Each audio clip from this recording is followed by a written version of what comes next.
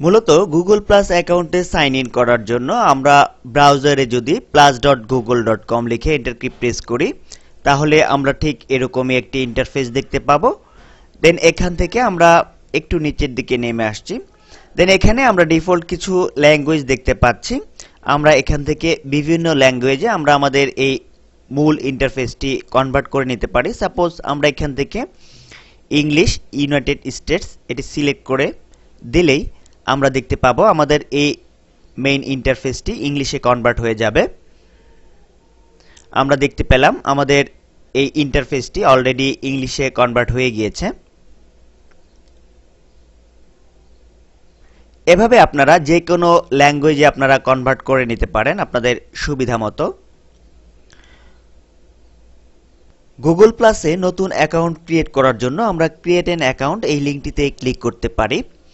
তবে একটি জিনিস লক্ষণীয় যে যাদের অলরেডি জিমেইলে কোনো অ্যাকাউন্ট তৈরি করা আছে তারা সেই অ্যাকাউন্টের এগেইনস্টেই এখানে লগ ইন করে প্রবেশ করতে পারবেন, অর্থাৎ সাইন ইন করতে পারবেন। তো আমাদের যেহেতু অলরেডি একটি অ্যাকাউন্ট গুগলে পূর্বেই তৈরি করা আছে সেহেতু আমরা সেই অ্যাকাউন্টের এগেইনস্টেই আমরা এখানে সাইন ইন করব। তো এখানে ক্রিয়েট অ্যান অ্যাকাউন্ট এই লিঙ্কটিতে আমরা এখন আপাতত ক্লিক করছি না, আমরা এই প্রক্রিয়াটি স্কিপ করছি। আমরা সাইন ইন এই বাটনটিতে ক্লিক করছি।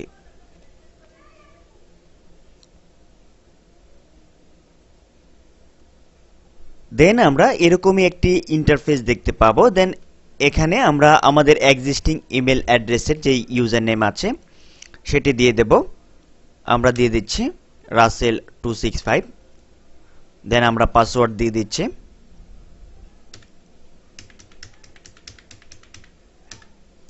দেন সাইন ইন এই বাটনটিতে ক্লিক করছি।